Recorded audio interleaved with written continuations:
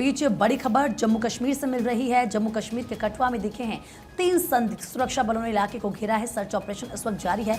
ये बड़ी खबर आपको बता रहे हैं घाटी से मिल रही है, जहां पर 3 संदिग्ध दिखे हैं और ऐसे में अब सुरक्षा बलों की तरफ से पूरे इलाके को घेर लिया गया है। सर्च ऑपरेशन इस वक्त चलाया जा रहा है। इन 3 संदिग्धों को ढूंढा जा रहा है। तो घाटी से ये बड़ी खबर आपको बता रहे हैं। लगातार आप देखें आतंकियों की बौखलाहट सामने आ जाती है जब वो कुछ ना कुछ ऐसी हरकत करने की कोशिश करते हैं, लेकिन उनके नापाक इरादों को हमारे सुरक्षा बल पहले ही किस तरीके से नाकामयाब कर देते हैं। और जो 3 संदिग्ध कठुआ में दिखे हैं उनको ढूंढा जा रहा है, कहां पर वो छिपे हैं। सुरक्षा बल लगातार पूरे इलाके में सर्च ऑपरेशन चला रहे हैं और ये माना जा रहा है कि जल्द ही इन 3 संदिग्धों को सुरक्षा बल ढूंढ निकालेंगे। ये 3 संदिग्ध कौन है, क्या ये सीमा पार से आए या क्या, कुछ इसको लेकर जानकारी थोड़ी देर में सामने आएगी। लेकिन खबर यह है कि इस वक्त सुरक्षा बलों की तरफ से सर्च ऑपरेशन घाटी में चलाया जा रहा है। आप देखिए लगातार, क्योंकि घाटी से आतंकियों का सफाया चुन चुन कर सुरक्षा बल कर रहे हैं और ऐसे में ये संख्या अब आतंकियों की बहुत कम हो चुकी है। लेकिन ये बात किस तरीके से पाकिस्तान से हसम नहीं होती है और उसकी बौखलाहट कई दफ़ा इसी तरीके से सामने आती है। लेकिन अब सुरक्षा बलों ने पूरे इलाके को घेर लिया है और इलाके में सर्च ऑपरेशन चलाया जा रहा है। 3 संदिग्धों को ढूंढा जा रहा है। आगे बढ़ेंगे, ताइवान की बात होगी जहां पर संसद में हुआ है संग्राम। ताइवान की संसद में अराजकता और हाथापाई की तस्वीरें आई हैं सामने। एक दूसरे की फाइलें छीन ली गई। तस्वीरें आप देखिए, 5 सांसद अस्पताल में इसके बाद भर्ती कराने की तक नौबत आ गई क्योंकि वो घायल हो गए। तो तस्वीर आप देखिए कैसे जो संसद के अंदर की तस्वीरें हैं जहां पर अराजकता की तस्वीर सामने आई, हाथापाई की तस्वीर सामने आई, एक दूसरे की फाइलें यहां पर छीन ली गई। 5 सांसद अस्पताल में इसको लेकर भर्ती भी हैं। तो ये देखिए ताइवान की संसद की तस्वीरें हैं जहां पर जमकर हाथापाई होती हुई सांसदों में आपस में नजर आई। वो तस्वीरें हम दिखा रहे हैं पलक, लेकिन देखिए किस तरीके से ताइवान की संसद में उस वक्त अराजकता पैदा हो गई जब सत्तारूढ़ और विपक्षी सांसदों में विवादास्पद विधेयकों पर तनाव चरम पर आ गया। यहाँ पर विधेयक कुछ लाए गए थे जिसको लेकर असहमति थी और उसके बाद की तस्वीरें जरा आप देखिए, लग ही नहीं रहा है कि ये संसद की तस्वीरें। ऐसा लग रहा है कि सड़क पर ये संग्राम हो रहा है, कोई 2 आपस में पड़ोसी हैं जिनकी बनती नहीं है, वो लड़ रहे हैं, ऐसा कुछ लग रहा है। दोनों पक्षों में हुई तीखी झड़प के बाद संसद में हाथापाई हुई, सांसदों ने एक दूसरे पर मुक्केबाजी की। इतना ही नहीं, पोडियम पर कूदकर कार्यवाही बाधित करते हुए कुछ सांसद फाइलें छीनकर सदन के बाहर भी ले गए हैं। ये देखिए किस तरीके से जमकर बवाल हंगामा यहाँ पर हुआ है। इसके बाद झड़प के दौरान जो सांसद थे उनको चोट भी लग गई। 5 सांसदों को अस्पताल में भर्ती कराना पड़ा। मामला बहुत ज़्यादा गर्मा गया क्योंकि मुक्केबाजी की गई, एक दूसरे पर जमकर मुक्के यहाँ पर बरसाए गए। बढ़ते खबरों में आगे, और राहुल गांधी के स्टेटमेंट पर अनुराग ठाकुर का पलटवार। ये जादू वे कई बार करते हैं, जैसे हिमाचल में किया। 16 महीने से महिलाएं इंतजार कर रही हैं। 1500 रुपए तो आए नहीं, 8500 कब आएगा। कांग्रेस 40 सीट के लिए संघर्ष कर रही है और एक एक सीट के लिए तरस रही है। दरअसल ऊना में राहुल गांधी के बयान पर केंद्रीय मंत्री अनुराग ठाकुर ने पलटवार किया। कहा ये जादू वे कई बार करते हैं, जैसे हिमाचल में किया। 16 महीने से महिलाएं इंतजार कर रही कि 1500 रुपए तो आए, 8000 कब आएंगे, इसका जिक्र उन्होंने किया। कांग्रेस 40 सीट के लिए भी संघर्ष कर रही है और एक एक सीट के लिए तरस रही है। तो देखिए यहाँ पर जब मीडिया के सामने वो मुखातिब हुए, तमाम बड़ी बातों का बिल्कुल रंजना, देखिए उन्होंने इस बात का जिक्र किया क्योंकि कांग्रेस की तरफ से कहा गया था कि अगर राज्य में सरकार बनती है तो 1500 रुपए देंगे। तो अनुराग ठाकुर ने कहा वो 1500 रुपए तो आए नहीं, लेकिन 8500 का जो वादा भी कहा गया कि 1 लाख सालाना देंगे महिलाओं को, इसका जिक्र उन्होंने किया कि वो कब आएंगे ये भी पता नहीं। इस बीच बढ़ते खबरों में आगे बात करते हैं दिल्ली की। दिल्ली में राहुल गांधी ने जनसभा को संबोधित किया। चांदनी चौक में जेपी अग्रवाल के लिए समर्थन में उनके वोट मांगा। तो देखिए कल दिल्ली से जो तस्वीरें सामने आई वो बेहद दिलचस्प थी। एक तरफ जहां प्रधानमंत्री नरेंद्र मोदी यहां पर जनता को संबोधित कर रहे थे, वहीं अरविंद केजरीवाल रोड शो करते हुए नजर आए और साथ साथ में राहुल गांधी भी अपने प्रत्याशी के लिए यहाँ पर जनता का समर्थन और जनता से आशीर्वाद लेते हुए नजर आए। चांदनी चौक में जेपी अग्रवाल जो कि उनके प्रत्याशी हैं कांग्रेस की तरफ से, उनके लिए वोट मांगते हुए नजर आए। दरअसल दिल्ली में चुनाव होने वाले हैं 25 तारीख को और 7 सीटों पर यह चुनाव, जिसके लिए सभी नेता दिग्गज फिलहाल ताकत झोंकते हुए नजर आ रहे हैं। प्रीति, बिल्कुल, तो देखिए तमाम दिग्गज पूरी ताकत झोंकते हुए आपको इस वक्त नजर आ रहे हैं। तो वहीं बात अगर रायबरेली की करें तो रायबरेली दौरे पर प्रियंका गांधी मनसा देवी मंदिर में रायबरेली में उन्होंने पूजा अर्चना की। प्रियंका ने गुरुद्वारे में भी मत्था टेका रायबरेली में, क्योंकि किस तरीके से कांग्रेस महासचिव प्रियंका गांधी मौजूद रही और उनकी तरफ से मनसा देवी मंदिर में पूजा अर्चना की गई।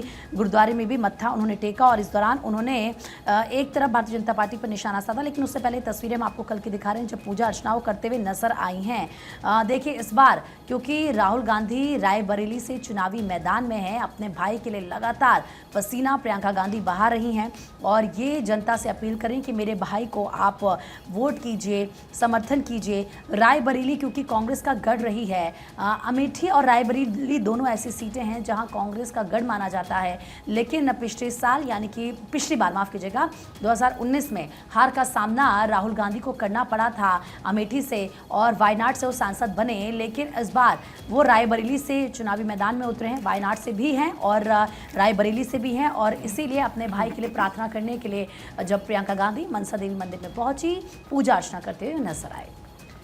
और इसके बाद उन्होंने वहां पर रोड शो भी किया, जनता से जीत का आशीर्वाद अपने भाई के लिए मांगा। केएल शर्मा के समर्थन में उन्होंने रोड शो की। दरअसल पहले रायबरेली पहुंची, वहां पर अपने भाई के लिए वोट की अपील करती हुई नजर आई। उसके बाद अमेठी का कार्यक्रम था, अमेठी पहुंची, अमेठी में रोड शो किया और जनता से जीत का आशीर्वाद मांगा, क्योंकि कांग्रेस ने यहां से केएल शर्मा को अपना उम्मीदवार बनाया है। ऐसे में उनके समर्थन रोड शो वो करती हुई नजर आई। और आप ये तस्वीरें भी देख सकते हैं, दो तस्वीर आपकी टीवी स्क्रीन पर हैं। पहले मंदिर में पूजा अर्चना की गई, गुरुद्वारे में मत्था टेका गया और उसके बाद अमेठी में उनके द्वारा रोड शो किया गया। केएल शर्मा के समर्थन में जनता से जीत का आशीर्वाद मांगती हुई वो नजर आई। उनके अगेंस्ट में स्मृति ईरानी बीजेपी से हैं। कल उनकी तरफ से भी बीजेपी की तरफ से भी रोड शो निकाला गया था, अमित शाह खुद वहां पर मौजूद थे। और दूसरी तरफ जहां प्रियंका गांधी यहां पर केएल शर्मा के पक्ष में वोट की अपील करती हुई रोड शो करती हुई।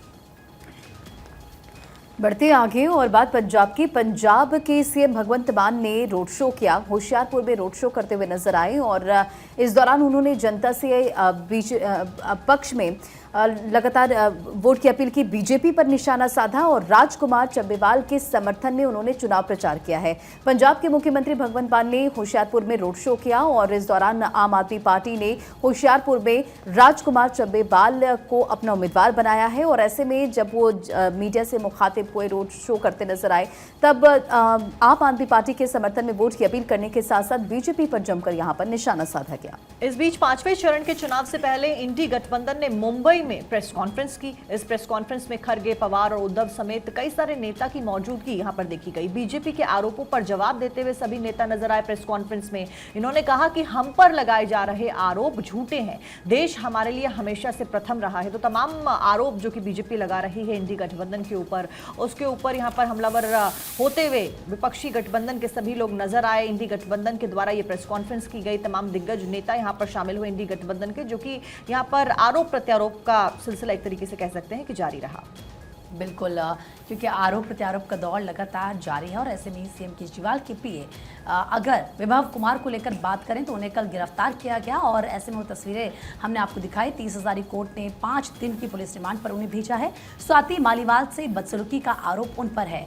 तो दिल्ली की सियासत इस वक्त काफ़ी ज़्यादा गर्म है। विभव कुमार को 30 हजारी कोर्ट से सिविल लाइंस पुलिस स्टेशन ले जाया गया। ऐसे में 30 हजारी कोर्ट ने उन्हें 5 दिन की पुलिस हिरासत में भेजा। हालांकि 7 दिन की रिमांड पहले मांगी गई, लेकिन 7 दिन की रिमांड तो नहीं मिली, 5 दिन की रिमांड पुलिस को मिली है। अब ये माना जा रहा है कि तमाम सवाल हैं और उन सवालों का जवाब पुलिस लेने की कोशिश करेगी, क्योंकि गंभीर आरोप लगे हैं विभव कुमार पर। तो कल उनको गिरफ्तार किया गया और ऐसे में विभव को 30 हजारी कोर्ट में पेश किया गया, जहां उनकी अग्रिम जमानत याचिका को खारिज कर दिया गया। अदालत ने कहा कि गिरफ्तारी के बाद अग्रिम जमानत का कोई सवाल ही नहीं बनता है।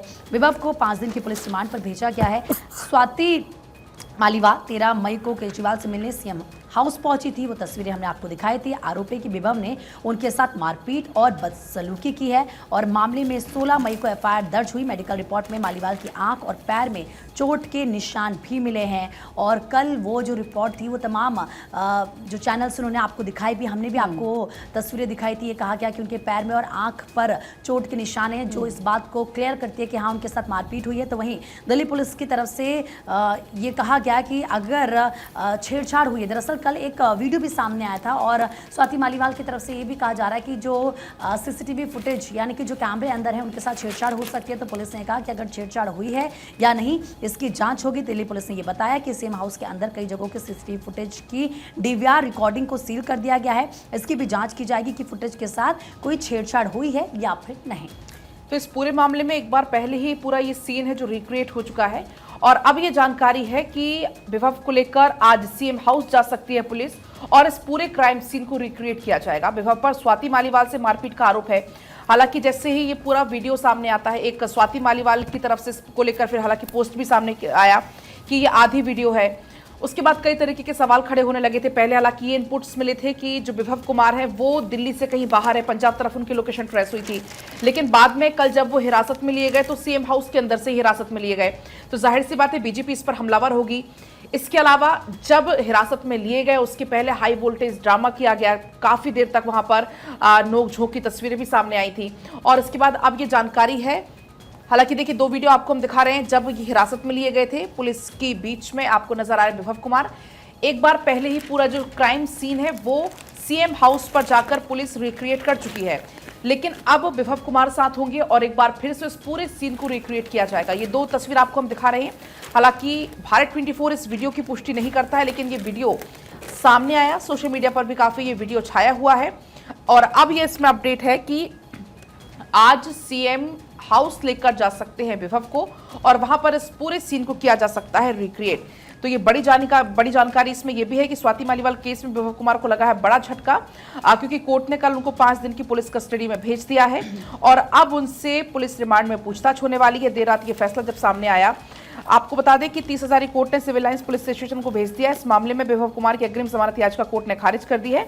विभव कुमार ने अग्रिम जमानत याचिका की अर्जी 30 हजारी कोर्ट में लगाई थी और अब 5 दिन की हिरासत में भेजे जा चुके हैं विभव कुमार। बढ़ते खबरों में आगे विभव कुमार के वकील ऋषिकेश कुमार ने कहा कि पुलिस ने 7 दिन की रिमांड मांगने के लिए अर्जी दाखिल की थी, जिसमें 5 दिन की रिमांड मिल गई है। 23 मई को उनकी दोबारा पेशी होगी। जांच के दौरान उन्हें अपने वकील और परिवार के सदस्यों से भी मिलने की अनुमति दी गई है। यदि उन्हें चिकित्सीय आधार पर किसी दवा की जरूरत होगी तो वह उपलब्ध उन्हें कराई जाएगी। देखिए इस पूरे मामले को लेकर लगातार अगर बीजेपी की बात करें तो आम आदमी पार्टी पर हमलावर है और दैनिक भास्कर के अगर फ्रंट पेज की बात करें तो 12 बजे भाजपा हेडक्वार्टर आऊंगा, गिरफ्तार कर ली। ये स्टेटमेंट अरविंद केजरीवाल की तरफ से दिया गया है स्वाति मालीवाल के केस में, क्योंकि लगातार इस पूरे मामले को लेकर सियासत तेज है। लेकिन वकील की तरफ से क्या कुछ कहा पहले आपको सुनाते हैं।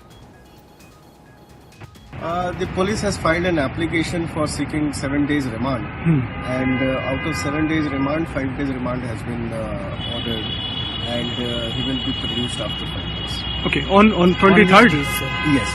Okay, any other relief granted to him for just like medicine He was allowed to meet his lawyer during the investigation and the family member, and the medicine, if any, on the medical etc. is required, he will be duly supplied. तो देखिए लगातार तमाम जो प्रतिक्रियाएं हैं वो सामने आ रही हैं। विभव कुमार को फिलहाल अरेस्ट कर लिया गया है। अब देखने वाली बात ये होगी कि आगे इस पूरे मुद्दे के ऊपर क्या कुछ होता है और क्या कुछ एक्शन लिया जाता है, क्योंकि आरोप बहुत ज्यादा गंभीर है। ऐसे में खबरों का सिलसिला लगातार जारी है। और चलिए एक बार फिर से आपको तमाम बड़ी खबरें बताते हैं। केंद्रीय मंत्री पीयूष गोयल का दिखा अलग अंदाज, सड़क किनारे खड़े होकर वड़ा पाव खाते हुए दिखे हैं। आपको बता दें कि मुंबई में केंद्रीय मंत्री और मुंबई उत्तर लोकसभा सीट से भाजपा उम्मीदवार पीयूष गोयल ने बोरीवली में सड़क पर वड़ा पाव खाया है। उन्होंने कहा कि वड़ा पाव बहुत अच्छा था, मैंने शायद पहले कभी ऐसा नहीं खाया, टेस्ट बहुत अच्छा था। और प्रीति यूपीआई से पेमेंट करते हुए भी नजर आ रहा है। साथ साथ में उनकी एक और तस्वीर हमने दिखाई थी जहां पर वो मॉर्निंग वॉक करते हुए नजर आ रहे थे और लोगों के साथ में इंटरैक्ट कर रहे थे। बिल्कुल साक्षी, आपने सही कहा, वो तस्वीरें बेहद खास थी क्योंकि वो तरीका एक तरफ सुबह स्वस्थ कैसे रहें वो संदेश मिल जाता है और लोगों के बीच जब जाते हैं तो एक अलग मैसेज भी चला जाता है कि देखिए ये आम लोगों की तरह ही हैं, आपके बीच आते हैं। अब जब वड़ा पाव खाने देखिए किस तरीके से आम स्ट्रीट लोग फूड जाते भी हैं, एंजॉय करते वो हैं। भी स्ट्रीट फूड, राइट। और सराहना उन्होंने इस टेस्ट की भी की और जैसे कि आपने कहा उन्होंने या तो पेटीएम या यूपीआई के जरिए उन्होंने यहाँ पर पेमेंट किया है। तो एक और वड़ा पाव तो मुंबई की जान और शान कहा जाता है वैसे भी जब हम खाने की बात करते हैं। बहुत पसंद है, तो मुझे लगता है तस्वीर आपको बहुत पसंद आएगी। पहले और अब चलिए आगे बढ़ते हैं। चारधाम यात्रा को लेकर सीएम धामी ने कहा कि चारधाम यात्रा पूरे तरीके से सामान्य हो गई है। हर दिन हम लोग समीक्षा कर रहे हैं। सभी श्रद्धालुओं को ठीक से दर्शन हो रहे हैं। धीरे धीरे ये यात्रा पूरे तरीके से व्यवस्थित हो गई है। जो अन्य व्यवस्थाएं हैं उन्हें भी सुनिश्चित करने के लिए कहा गया है। दरअसल उत्तराखंड के मुख्यमंत्री पुष्कर सिंह धामी ने तमाम ये बड़ी बातें कही हैं, क्योंकि बीच में ये जानकारी आई थी कि वहां पर बहुत ज्यादा व्यवस्थाएं हो गई, क्योंकि बहुत ज्यादा संख्या में श्रद्धालु चारधाम यात्रा की तरफ रुख करने लगे हैं। बीच में ऑफलाइन जो पंजीकरण है उसको भी रोक दिया गया था। जिसका रजिस्ट्रेशन नहीं है उस यात्री को वापस लौटा दिया जा रहा था। जाम बहुत लंबा लंबा वहां पर लग गया था।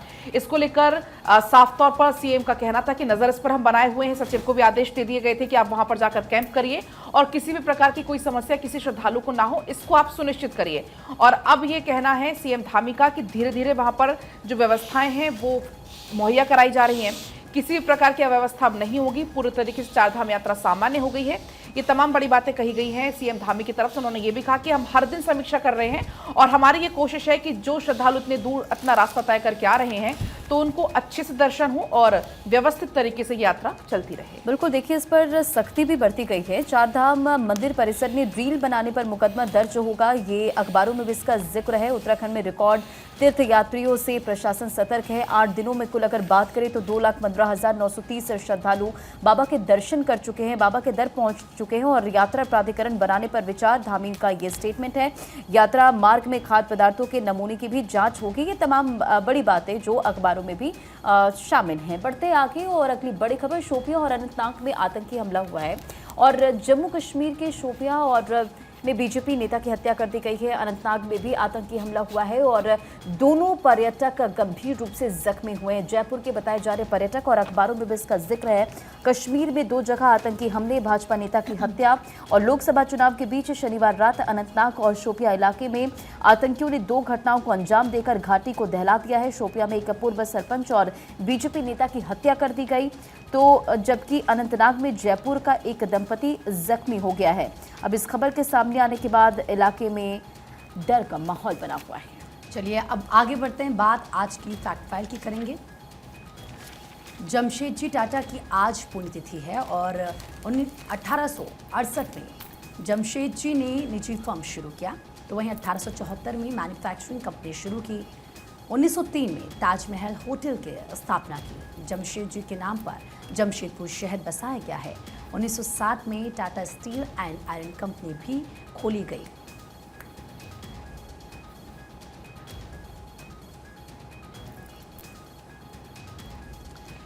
तो फैक्ट फाइल में आज बात हो रही जमशेदजी के नाम से बसाया गया, क्योंकि जमशेदपुर शहर आज उनकी हम बात कर रहे हैं, क्योंकि पुण्यतिथि आज जमशेदजी टाटा की है।